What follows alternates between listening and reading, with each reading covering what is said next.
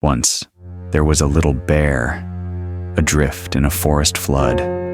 No boat, no map, just a floating honey jar and a heart that never leaves a friend behind.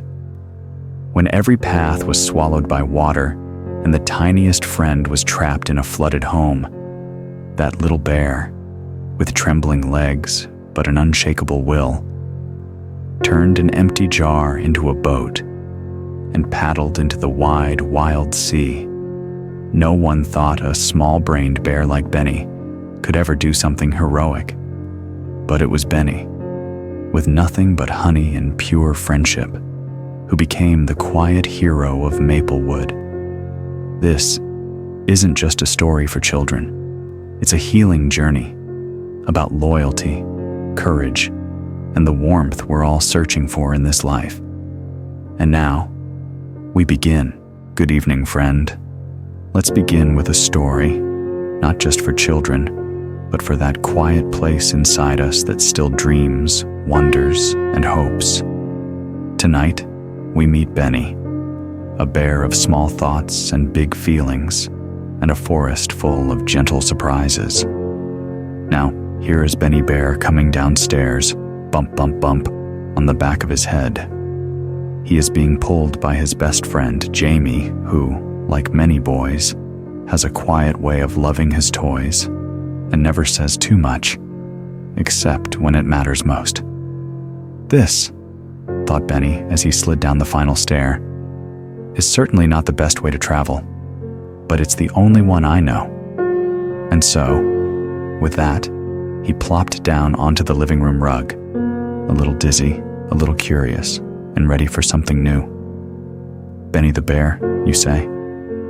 But I thought he was just a bear. So did I, said Jamie. But then why is his name Benny? Well, Jamie smiled. Don't you know? Benny is the kind of name that belongs to a bear who believes in honey, dreams, and questions without answers. Ah, yes, now it makes sense, sort of. Benny loved many things: warm socks, quiet rain, and humming when nobody else was around. But most of all, Benny loved stories. And so that evening, curled up in front of the fireplace, Jamie asked the question that begins every proper adventure. Could you tell Benny a story? About what? Came the reply. About Benny, Jamie said. He's that sort of bear.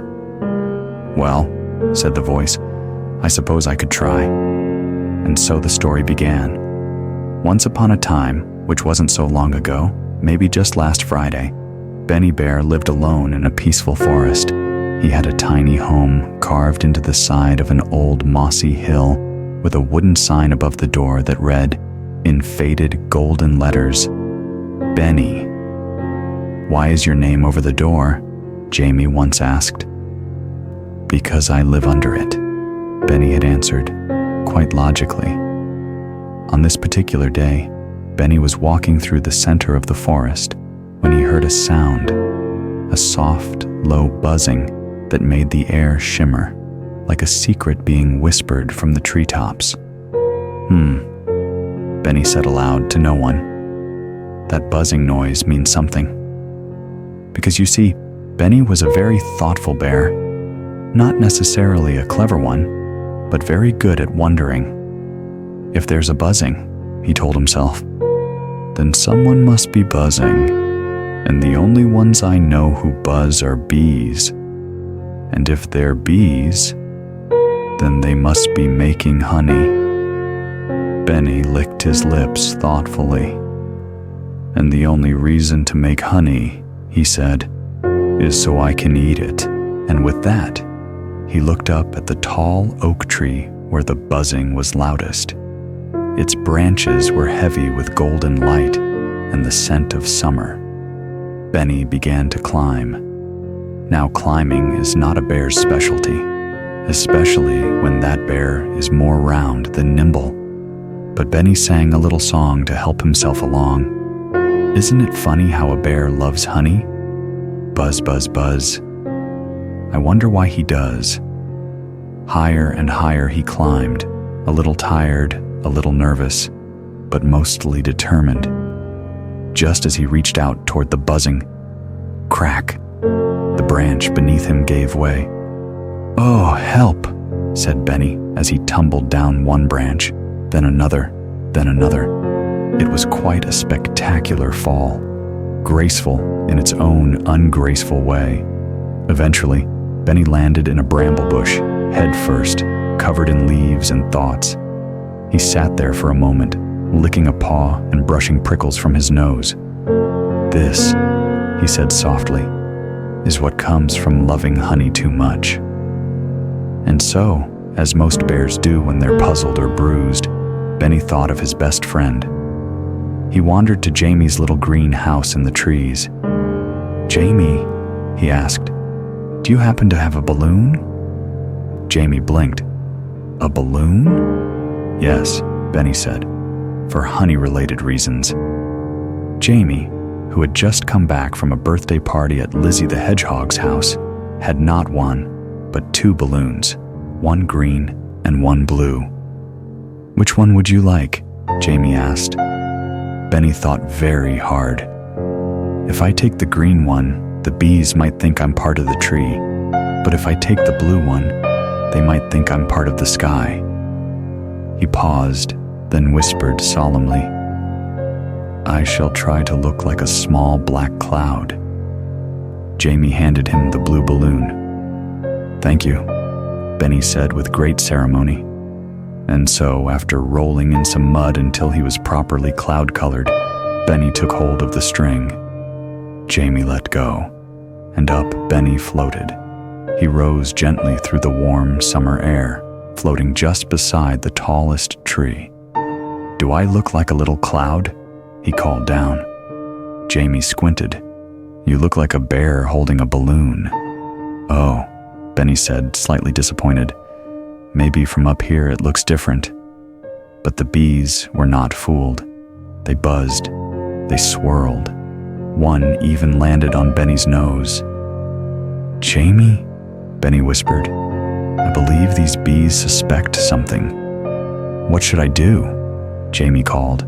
"Walk up and down with your umbrella and say, 'Tut tut, it looks like rain.' It may help with the deception." Jamie chuckled, but did as he was told, because that's what best friends do, even when the plan makes no sense at all. And while Jamie marched and muttered, Benny, a bear with no wings, no plan and no honey, floated beside the hive, hopeful. The story continues. One morning, as sunlight stretched its arms across the treetops of Willow Glen Forest, Benny Bear stood in front of his mirror, or more accurately, in front of a foggy piece of glass he believed was a mirror. With his round belly and a twinkle in his eyes, Benny tried to reach down to touch his toes. 1, 2, 3, he muttered, then sighed. "Maybe I'll do better tomorrow." After completing what he proudly called his honey belly stretches, Benny went for a walk through the forest. He always began the day with a little song, not because the words meant much, but because the melody made his heart feel lighter. Today, it went something like, "Tra-la-la, tra-la-lee, honey belly bear goes wandering free. Under blue sky, in morning's mist, will honey await? I can't resist." As Benny neared a familiar sandy bank, he paused. Before him was a round, just right-sized hole in the earth, not too big, not too small. It had a certain charm. "Uh-huh," Benny chuckled. "This must be Eli Rabbit's house."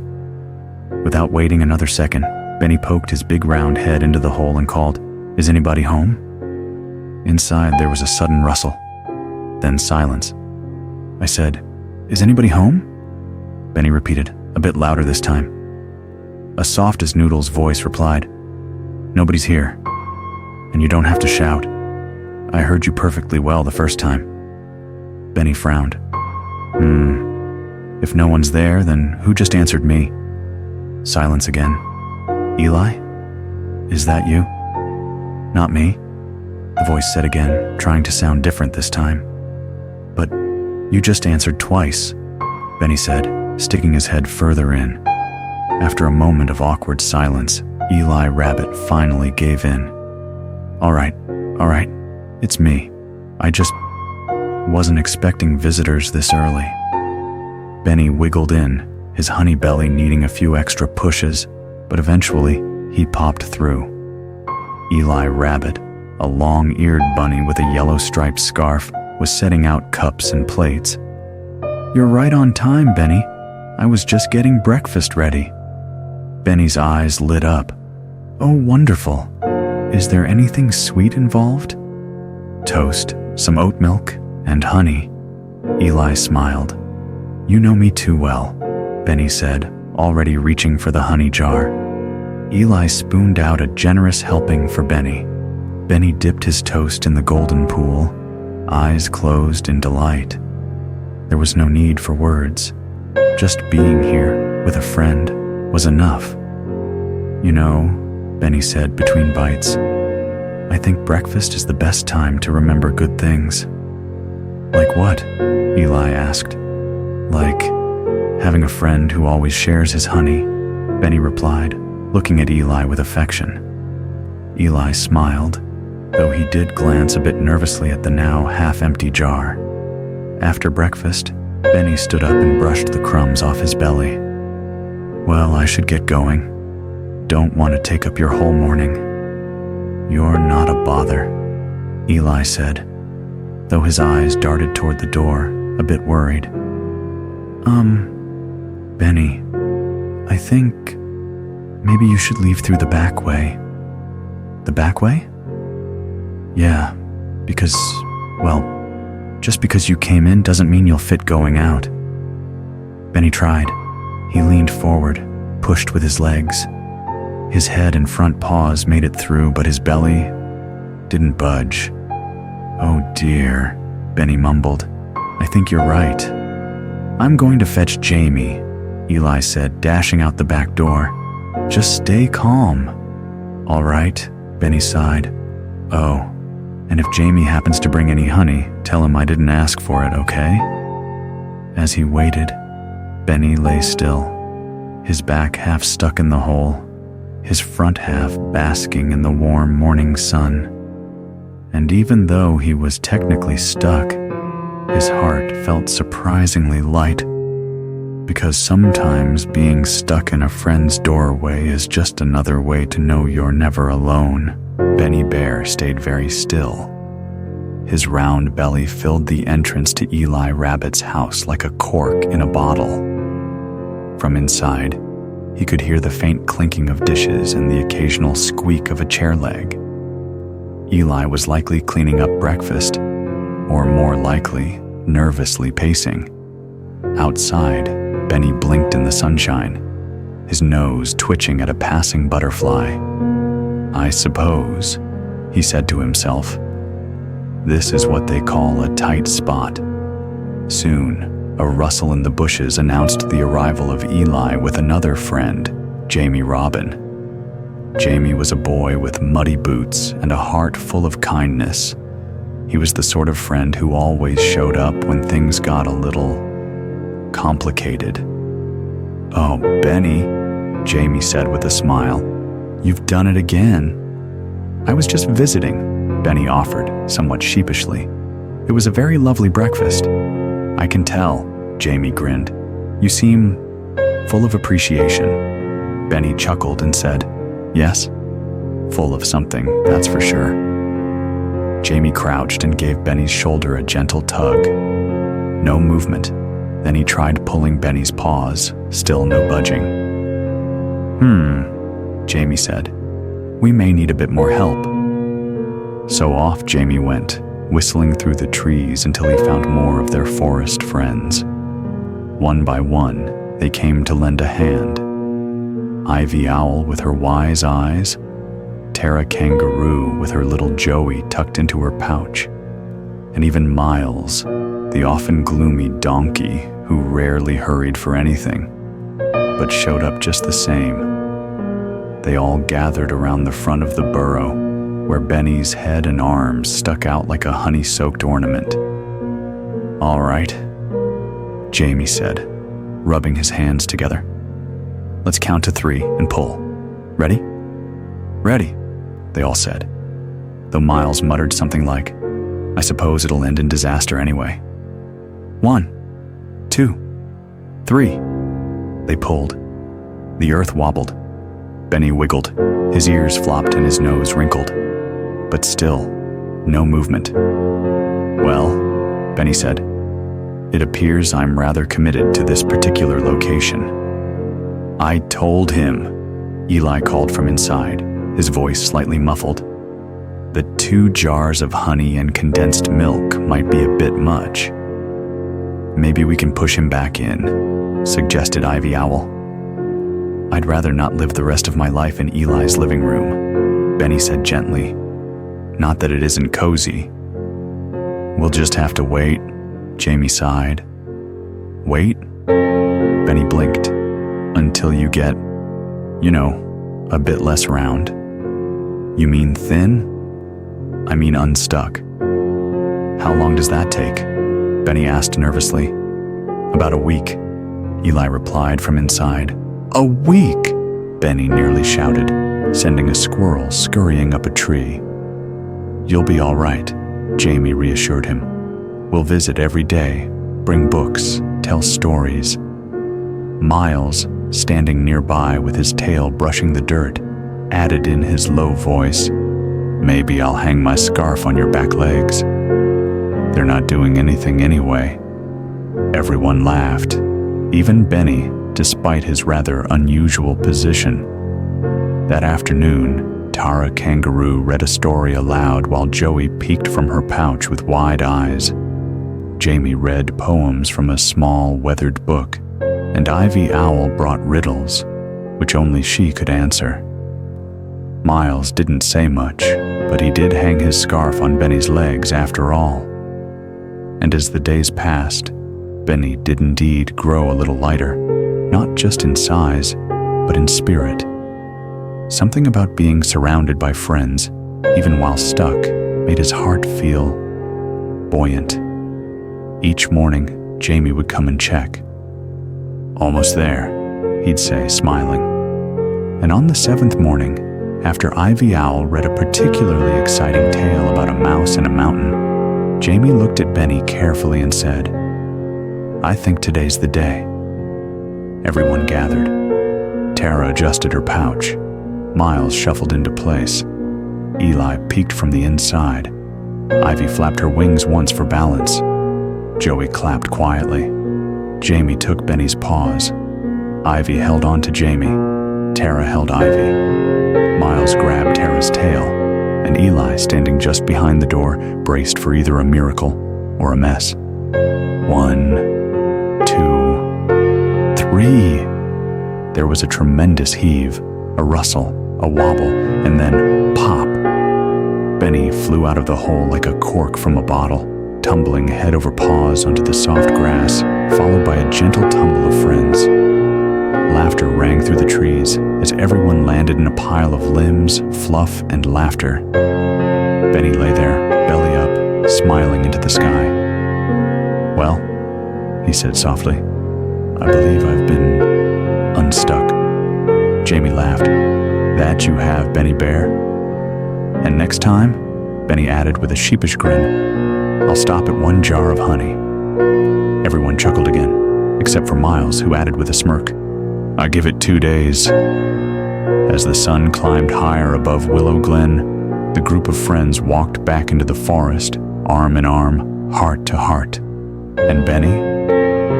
He hummed a new little song as he strolled. "If you're ever too round to move or to dash, just wait for your friends to give you a smash. They'll pull, and they'll push, and they'll laugh by your side, and love you still, even stuck in your hide." The morning after Benny Bear was freed from Eli's front door, he went for a quiet walk through Willow Glen to stretch his legs. The sun was gentle, and the air smelled like pine needles and spring rain. As he walked, he hummed a slow, thoughtful tune, a new one he hadn't tried before. Something about a bear in the woods with thoughts in his head and a belly that's better not fed. He didn't walk in a straight line, not really. Benny never did. Instead, he sort of drifted, following a breeze, a bird call, or whatever happened to cross his curious path. And that's when he noticed something unusual, tiny footprints in the dirt, just ahead. He paused. Benny said aloud, scratching his ear. These look suspicious. He bent down, nose nearly touching the ground. They were paw prints, round and soft, just like his own. Only, there were 2 sets of them. Curious, Benny murmured, tilting his head.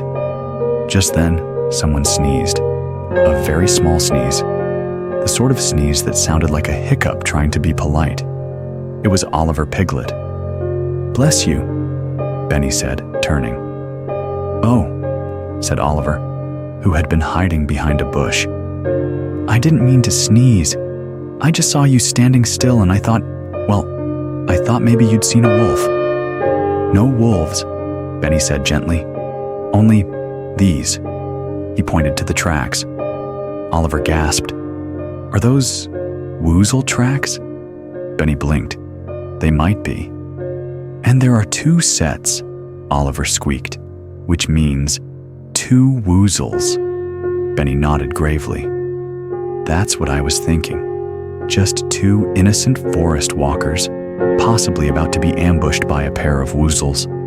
Oliver stood up straighter, puffing out his tiny chest. "Then we must be brave." "Agreed," said Benny. "Brave and very quiet."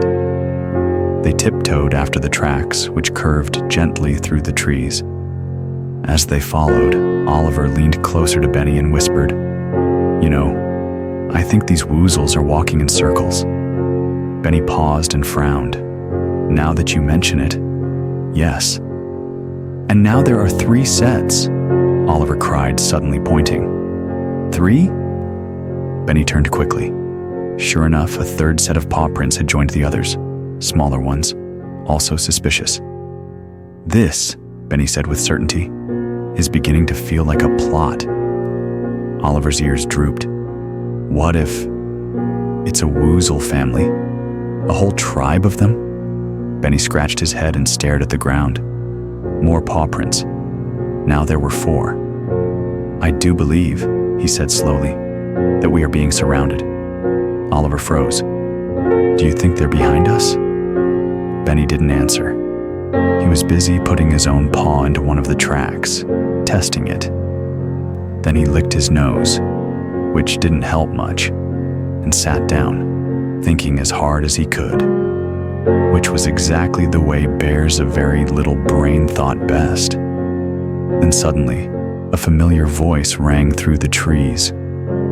"Benny," called Jamie Robin. "Oliver, what are you 2 doing walking in circles like that?" Benny blinked. "Circles?" Jamie laughed and walked closer. "I've been watching you from over there. You've been chasing your own footprints this whole time." Benny and Oliver looked at each other, then back at the ground. And then Benny laughed. It started as a quiet chuckle, then became a warm, rolling sound that filled the woods. Oliver giggled too, half embarrassed, half relieved. "So," said Jamie, grinning, "no woozles today?" "No woozles," Benny agreed. "Just 2 brave adventurers tracking the most dangerous animals of all.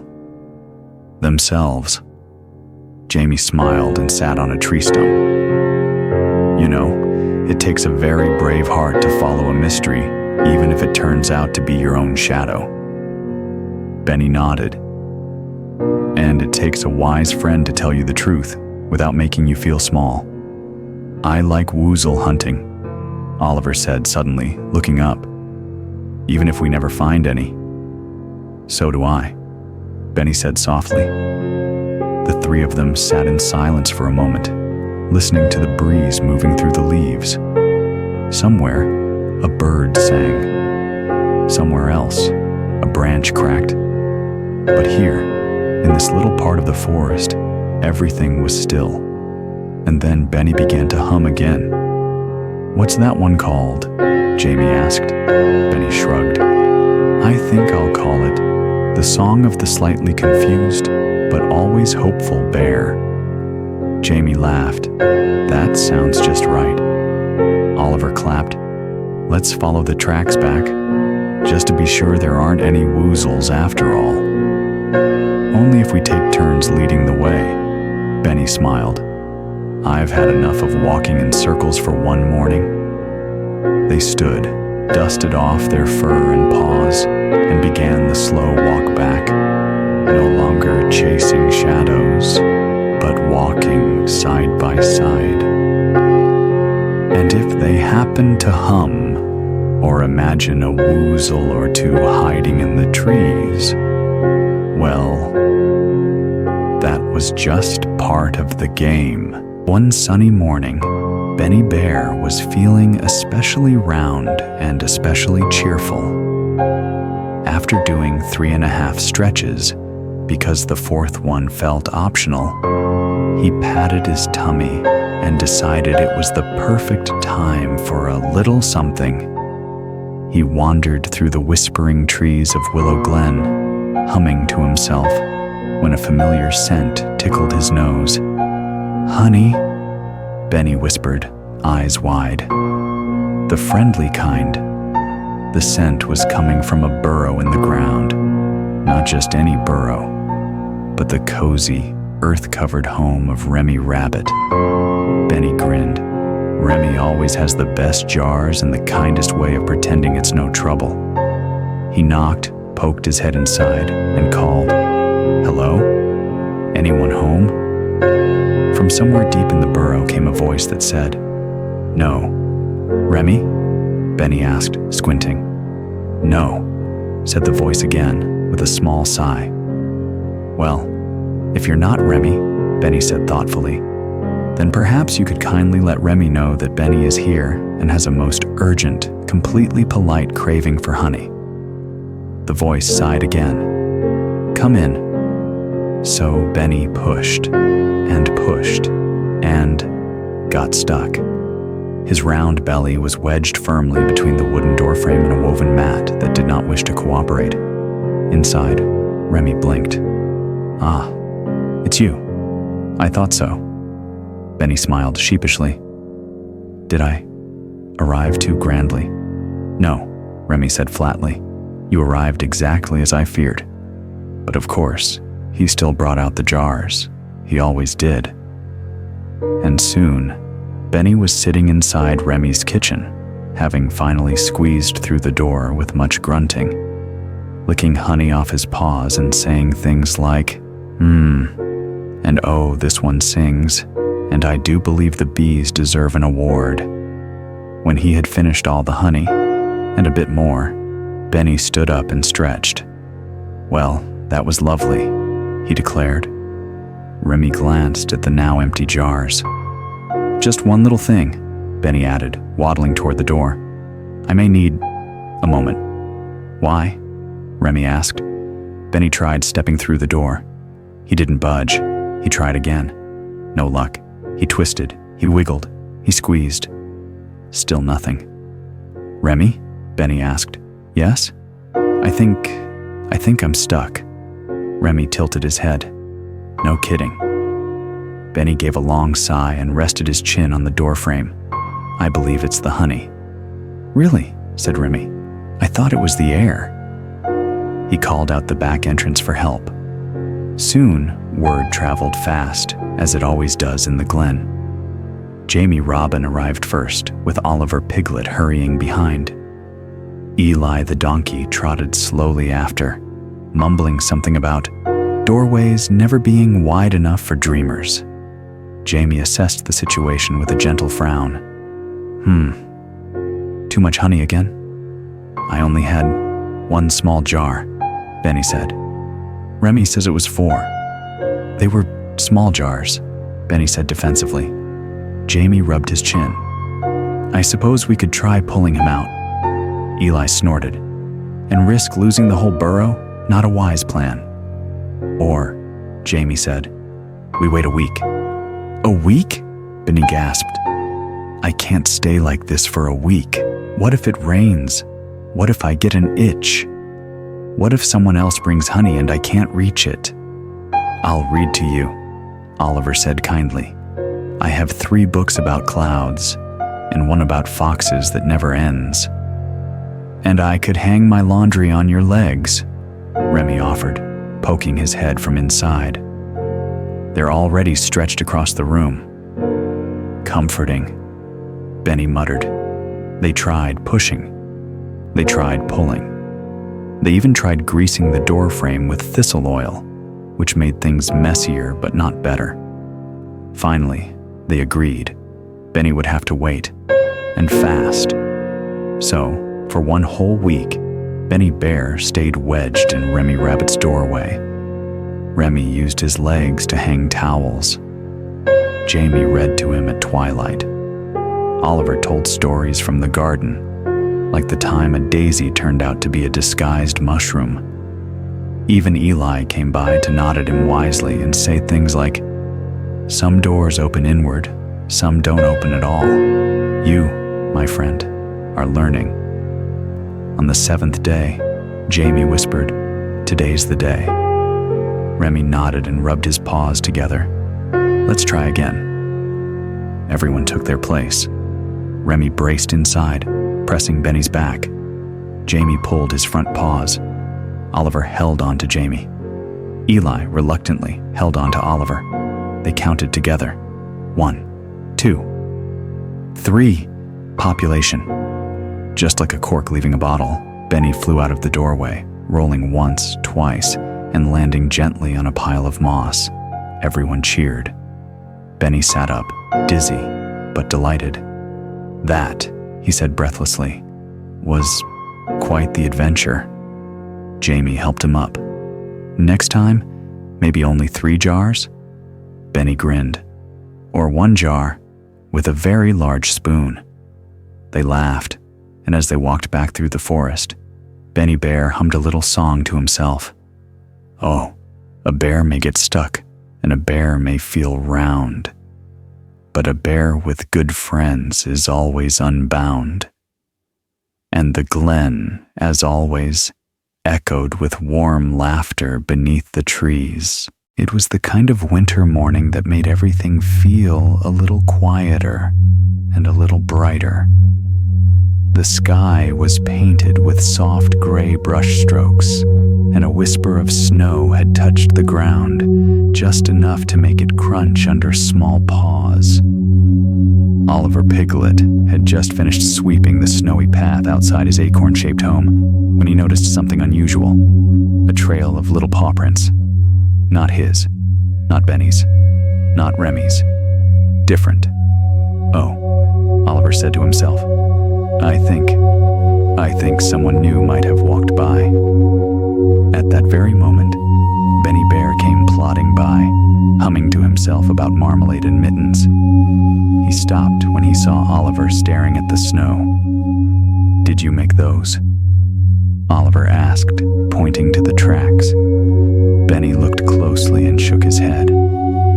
I don't believe I did, though I've been known to forget things between breakfast and second breakfast. They stared at the paw prints. They go in a circle, Oliver whispered. Benny said, scratching his head. A suspicious shape, if you ask me. You don't suppose it's a woozle? Oliver asked nervously. A woozle? Benny repeated. I thought they were just in bedtime stories. But if they weren't? Oliver gulped. Should we follow it? We absolutely should, Benny declared bravely, with caution. And sandwiches, just in case. Off they went, Benny leading the way with a brave face, and Oliver following closely behind, looking left and right every few seconds, just in case a woozle popped out from behind a bush. The trail looped and curved through the forest, around a large tree stump, over a tiny frozen puddle, and, oddly, right back to where they had started. Benny scratched his head again. "I say," he muttered, "this woozle seems to enjoy walking in circles." Oliver shivered. Maybe there are two woozles now. Ah, Benny nodded wisely. A pair of woozles, traveling companions. Makes sense. Evil rarely walks alone, especially in the snow. They took another lap, tracing the trail again, but this time, Benny stopped suddenly. "Wait," he said. "Are those new footprints?" Oliver leaned in. "I think there are 4 sets now. 2 woozles, and 2 woozles' friends," Benny concluded. "This is turning into a parade of mystery." Oliver gasped. "What if they're circling us right now?" Benny's eyes widened. "They could be anywhere, watching us, from behind trees, or above the trees, or underneath," Oliver said, and leapt into Benny's arms. Just then, a familiar voice echoed through the snow-covered trees. "What are you two doing?" They turned around quickly. It was Jamie Robin, wearing his red scarf and carrying a stick taller than himself. "Jamie!" they both cried. "We're tracking woozles," Benny explained, trying to sound matter-of-fact. Jamie raised an eyebrow. "Woozles?" Oliver pointed to the tracks. "See? 1 set, then 2, then 4. It's a clear pattern of rising danger." Jamie looked at the tracks, then at Benny's large footprints, then at Oliver's small ones. He paused. "Guys," he said gently, "you've been walking in a circle. You've just been tracking yourselves." Benny blinked. "What?" "You walked in a circle, then came around again, and again. You're looking at your own tracks." Oliver stared at the snow. "So, we're the woozles?" "No," Jamie laughed. "There are no woozles, just 2 curious friends with vivid imaginations." Benny sat down in the snow with a thoughtful thump. "I suppose that explains why I kept humming the same marching song every lap." Oliver nodded slowly. "And why the footprints always had that charming wobble." Jamie smiled and sat with them. "I think it's lovely, really. The world feels bigger when we imagine it differently."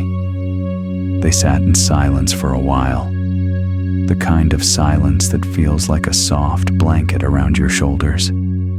Above them, the wind rustled the snowy branches and the forest sighed in contentment.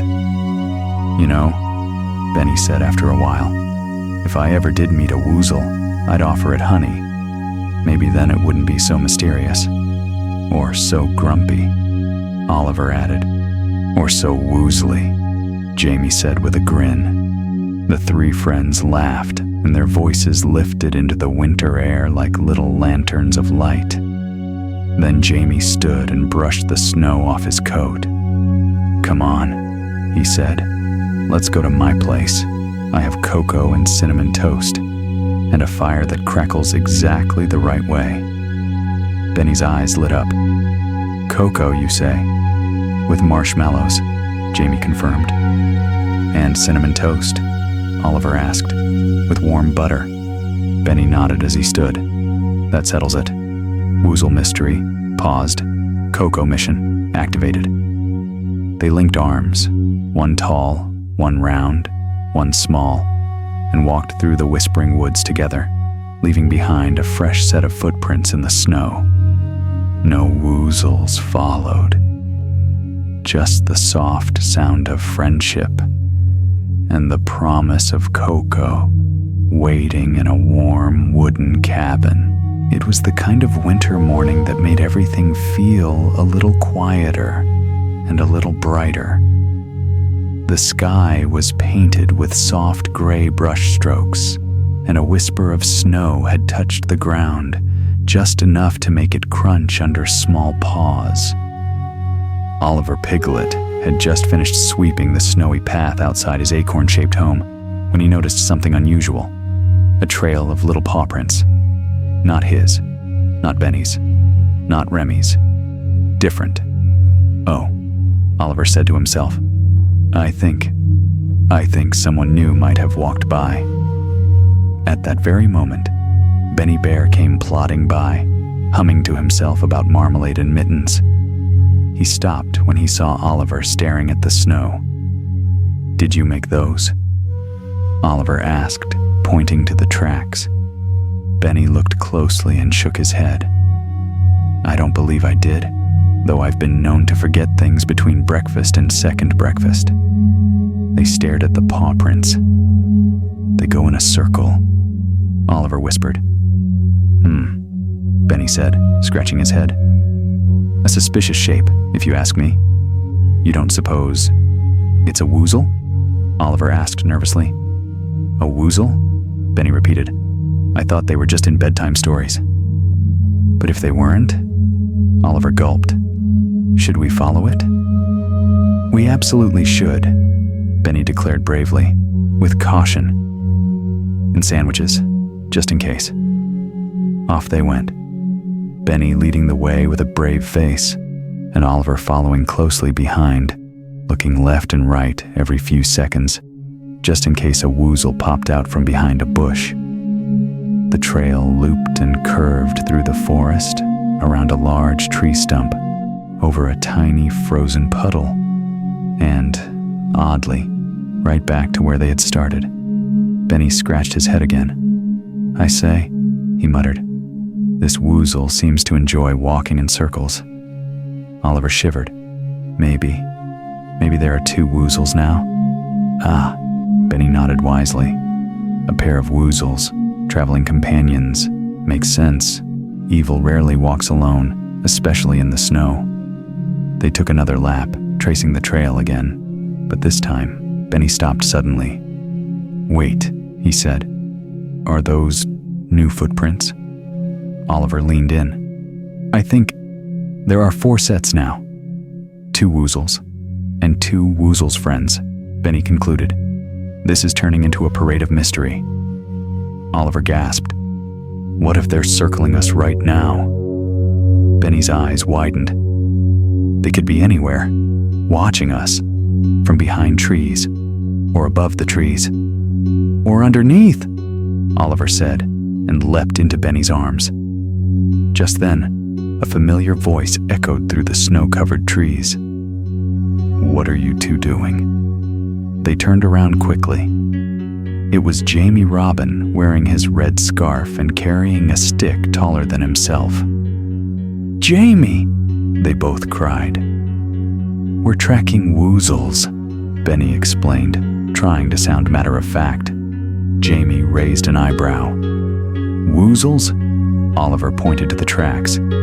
See? 1 set, then 2, then 4. It's a clear pattern of rising danger. Jamie looked at the tracks, then at Benny's large footprints, then at Oliver's small ones. He paused. Guys, he said gently, you've been walking in a circle. You've just been tracking yourselves. Benny blinked. What? You walked in a circle, then came around again, and again. You're looking at your own tracks. Oliver stared at the snow. So, we're the woozles? No, Jamie laughed. There are no woozles, just 2 curious friends with vivid imaginations. Benny sat down in the snow with a thoughtful thump. I suppose that explains why I kept humming the same marching song every lap. Oliver nodded slowly. And why the footprints always had that charming wobble. Jamie smiled and sat with them. I think it's lovely, really. The world feels bigger when we imagine it differently. They sat in silence for a while. The kind of silence that feels like a soft blanket around your shoulders. Above them, the wind rustled the snowy branches, and the forest sighed in contentment. You know, Benny said after a while, if I ever did meet a woozle, I'd offer it honey. Maybe then it wouldn't be so mysterious. Or so grumpy, Oliver added.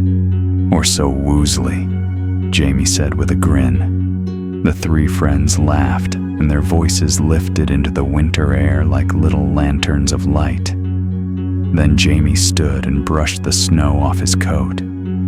"Come on," he said. "Let's go to my place. I have cocoa and cinnamon toast, and a fire that crackles exactly the right way." Benny's eyes lit up. "Cocoa, you say?" "With marshmallows," Jamie confirmed. "And cinnamon toast?" Oliver asked. "With warm butter." Benny nodded as he stood. "That settles it." Woozle mystery paused. Cocoa mission activated.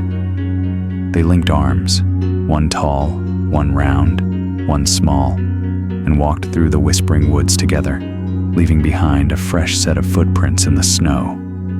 No woozles followed, just the soft sound of friendship and the promise of cocoa waiting in a warm wooden cabin. It was a peaceful morning in Maplewood Forest, the kind of morning where the air smells like dew and secrets. Benny Bear was lying on his back, watching clouds drift lazily above the trees. He was thinking, as he often did, about breakfast. Just then, a small noise rustled the leaves, soft, like a giggle wrapped in a whisper. He sat up. "Did you hear that?" he asked no one in particular. A second giggle followed, and from the edge of the clearing came something, or rather, someone Benny had never seen before. It was a pouchy creature, with fur the color of toast and big brown eyes that sparkled like morning puddles. Next to her, bouncing happily on oversized feet, was a baby. "Hello?" Benny said politely. "Hi there," the bigger one said cheerfully. "I'm Callie. This little hopper is Rui." Rui gave a joyful squeak, then did 3 hops in a row and landed flat on his belly. "Oof," he said, giggling. "Did you see that? I flew." Benny blinked. "I think you might be the very first kangaroo I've ever met." Callie smiled. "Well, we just moved in. Rui needed space to bounce, and I needed trees that know how to listen." Benny smiled. Trees in Maplewood were good at that. "Would you like to meet the others?" he asked. "Oh yes," Rui shouted. "Are there more animals? Do they bounce? Do they roll? Do they sing about pancakes?" "Sometimes," Benny chuckled. "You'd be surprised." So off they went, Benny, Callie, and Rui, down the winding forest path, past Oliver's Hollow and Oliver's Branch, until they reached a soft, sandy spot where Piglet, now renamed Oliver, was busily collecting tiny, smooth stones. "Oliver!" Benny called out. Oliver looked up and saw the newcomers. He squeaked, then tried to hide behind his pile of pebbles. "It's okay," Benny whispered. "They're friendly." Callie gave a gentle wave. "Lovely to meet you." Oliver peeked out, wide-eyed. Are you a pouch creature?" "I sure am," Callie said kindly. "And this is Rui." "Hi," Rui shouted, tumbling over his own feet. Oliver stood slowly, brushing off sand. "I've never met a pouch creature before. Are they all as bouncy as, him?" "Most," Callie smiled, "but Rui might be the bounciest of all." Just then, Rabbit, now renamed Remy, popped out of the bushes, holding a clipboard and wearing a very serious expression. "I heard noise," he said. "Noise usually means excitement. Excitement usually means disorder. And disorder..." He trailed off, narrowing his eyes at Rui, who was currently trying to bounce on his head. Remy paused. "What is that?" "This," said Callie proudly, "is my son." Remy scratched his head. "I see." There was an awkward silence. "Would you like to join us for tea later?" Benny asked quickly. "Jamie Robbins hosting. There'll be muffins." Callie nodded. "We'd love that." Rui bounced in place. "I like muffins, especially the kind with blueberries and surprises. Remy blinked. Surprises? Sometimes they have jelly in the middle, Rowie said solemnly. Remy turned pale. Good heavens. Later that afternoon, everyone gathered at Jamie Robin's picnic spot, a sunny patch of grass lined with gingham blankets and teacups that didn't quite match. Jamie Robin welcomed them with his usual warmth. "This," he announced, "is a forest of friends. And today, we welcome 2 new ones." Everyone clapped, even Everett, who clapped in his mind because that was easier. Callie bowed slightly. "Thank you for having us," Rowie shouted. "Do we eat now?" Oliver fluffed his feathers. "Perhaps a few words before food?" Remy rolled his eyes, but Jamie Robin smiled and motioned to Rowie. "Would you like to say something?" Rowie nodded, then climbed on top of the nearest basket. "I'm Rowie," he said, his voice ringing with joy. "And I like bouncing. And muffins. And all of you." He paused, looking around at the curious, kind faces. "This place feels like a big, soft hug." Everyone melted a little inside, and just like that, they began to eat and laugh and pass muffins back and forth. Benny told a story about a dream where honey jars grew on trees. Oliver shared his favorite skipping rock. Oliver recited a poem about dandelions and dignity. Remy even cracked a smile, though he insisted later it was just wind. As the sun dipped lower and the light turned honey gold, Rowie curled up beside Benny and whispered, "Do you think we'll stay here forever?" Benny looked at him, this little creature who had bounced into their lives like a poem in motion, and smiled. "I think," he said, "you're already part of the story." And Rowie, warm and safe and full of muffin, drifted into dreams. Rain had been falling over Maplewood Forest for days, soft at first, like the hush of lullabies, then steadier until it painted the world in silver and puddles. All the little streams grew into rivers. All the usual paths disappeared beneath water. And Piglet, Oliver, found himself trapped. He looked out the small round window of his acorn-shaped home.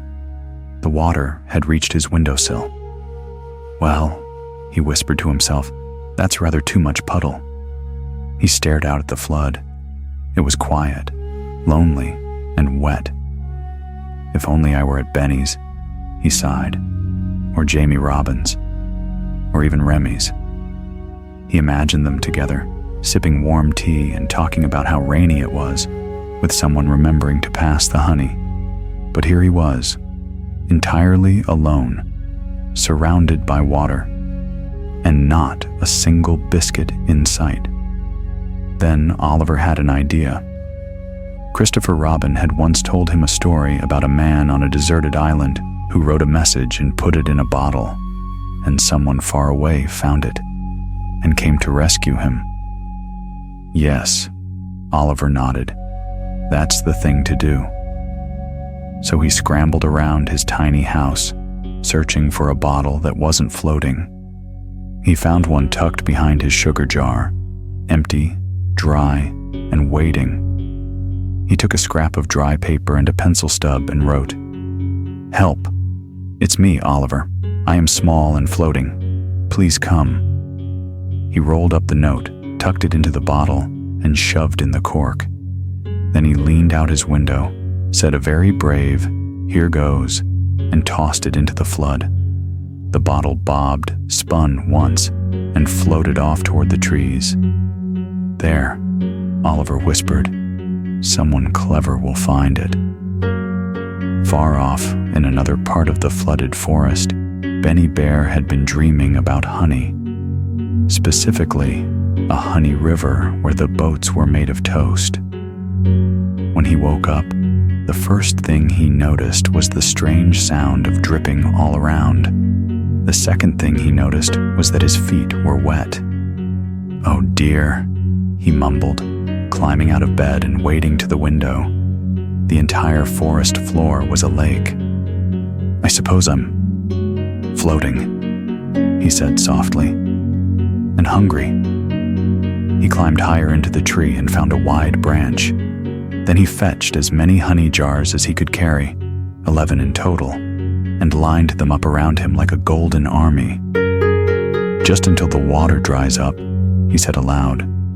But by the third day, only 1 jar remained, and on the fourth, there was just the branch, and a quiet sort of longing. That's when he saw it, a tiny bottle drifting past, turning gently on the water. Benny blinked. "A message," he shouted, nearly tumbling out of the tree. He scrambled down, caught the bottle in a net made of vines, and brought it back to his branch. Carefully, he uncorked it and pulled out the damp paper. He squinted. The letters were smudged, but he could still read the most important part. "Help. Oliver. Floating." Benny gasped. "He's out there, all alone." He looked at the flood, then at his tree, then at the empty honey jar beside him. And then a curious thought came into his head. A thought that didn't seem very big at first, but grew braver the longer it sat there. "If a bottle can float," he said slowly, "then maybe a jar can too." He cleaned out the biggest jar, tied ropes around it, and gently lowered it into the water. It wobbled, it tilted, then it floated. "I shall call it the SS Honey Heart," he announced proudly. He climbed in and sat down carefully. The jar bobbed, but held steady. He began paddling with a large wooden spoon. "Hold on, Oliver," he whispered. "I'm coming." Meanwhile, Jamie Robin stood at the edge of his hilltop home, watching the water rise and wondering where his friends were. Oliver had flown in earlier and reported that Benny was missing, and possibly adrift. Jamie stared into the misty distance and whispered, "Please, be safe." Back in the SS Honey Heart, Benny paddled through the water, dodging floating leaves and passing sunken mushrooms. The rain had eased, but the water was still high. Then, just beyond the old willow grove, he saw it. A tiny rooftop, barely peeking above the surface, a familiar round window, and then, there, a small nose pressed to the glass. "Oliver!" Benny shouted. The little figure turned, eyes wide. "Benny!" came the muffled reply. Benny brought the SS Honey Heart alongside the window. "Hold tight, I'll get you." With some effort and a well-timed bounce, Oliver scrambled out the window and into the jar. They both nearly tipped over, but Benny held fast. They sat together, panting. "You came," Oliver whispered. "Of course I did," Benny said gently. "I thought maybe you forgot." "I'd never forget you," Benny replied. "You're my best friend who fits in jars." Oliver smiled. "And you're my best bear with a boat made of breakfast." Together, they floated home, the wind gentle, the sky opening just a little, and the world around them beginning to shine again. The sky over Maplewood Forest had finally cleared. After days of rain and adventure, the puddles slowly shrank. The rivers returned to their usual sleepy selves. The clouds parted like curtains, letting sunlight stream onto every leaf, branch, and trail. Even the little pools, once flooded and wild, now reflected the golden sky like gentle mirrors. In a clearing near the tallest pine, Christopher Jamie Robin stood with a wooden spoon in one hand and a smile on his face. "Today," he said proudly, "we're having a party." Benny Bear, sitting nearby on a log that still smelled like rain, blinked. "A party?" Jamie nodded. "For what you did, for sailing through the storm, for rescuing Oliver." Benny scratched his head. "Oh, I didn't really do very much." "You did exactly enough," Jamie said softly. Soon, the clearing was filled with friends. Oliver came skipping in, his hooves extra clean from the floodwater and his nose twitching at the scent of berry pies. Remy Rabbit arrived next, followed by Cora Kangaroo and Little Roo, who bounced twice before tumbling into a basket of napkins. "Party?"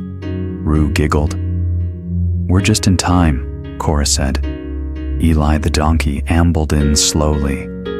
"I suppose," he muttered, "if someone thought to send an invitation, it must have been meant for someone like me."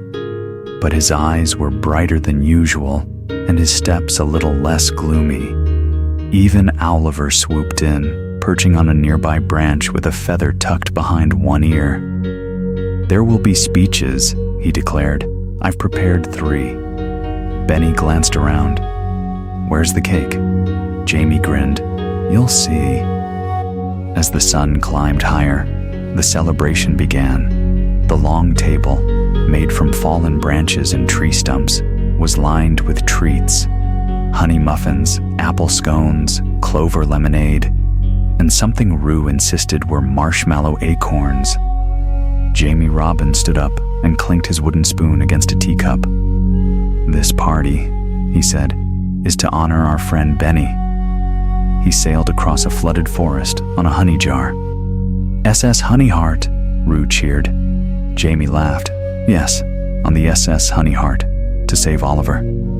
And he did it not because anyone told him to, but because his heart said someone needed him. Everyone clapped. Benny blushed. "I just wanted my friend to be safe." "That's what makes you brave," Jamie said gently. Then Oliver stood. "And now," he boomed, "my speech. I shall begin with a quote from the Great Book of Feathers." "Wait," Jamie interrupted, reaching under the table. "First, a gift." Benny blinked. "For me?" Jamie nodded and pulled out a small wooden box with a tiny brass latch. Benny opened it slowly. Inside was a perfectly carved pencil set, with each pencil labeled in gold: BB, Brave Bear, SH, Sweetest Heart, RR, River, Rescuer, CF, Courageous Friend. And beneath the pencils was a hand-drawn map of Maplewood Forest. A tiny boat had been sketched into the river, shaped just like Benny's honey jar, with the words, SS Honeyheart, the bear who floated.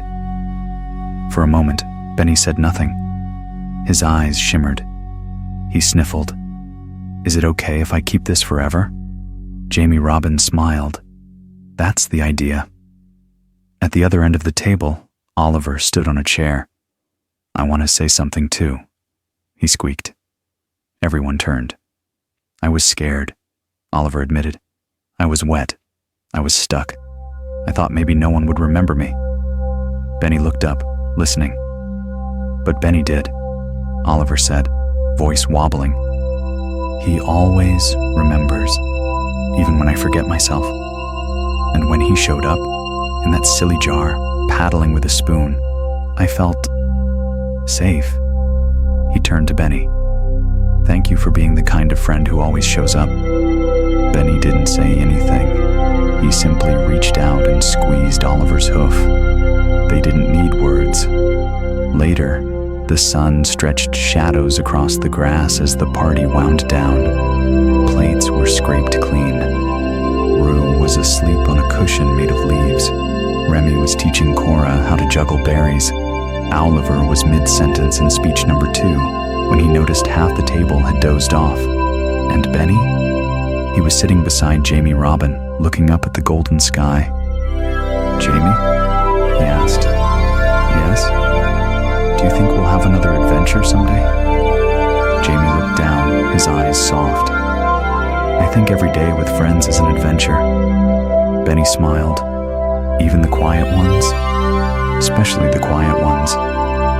They sat together in silence, the kind of silence that hums like lullabies and smells like pine needles and honey. Benny leaned his head on Jamie's shoulder, and somewhere, deep in the heart of the forest, the wind whispered through the trees, "You are loved, you are known, you are never forgotten." And so, the little bear with the big heart floated home, not as a hero with medals or praise, but as a friend who simply did what love would do. Sometimes, it's not strength or smarts that saves the day, but kindness. Not grand speeches, but quiet acts of courage whispered into the wind. Benny didn't need to roar or run or fly. He just needed to care enough to try. And maybe, just maybe, that's the kind of hero this world still needs. If this story warmed your heart, don't forget to like, share, and subscribe. And remember, even on the quietest days, love is still floating your way. Good night, dear soul. Sleep well until our next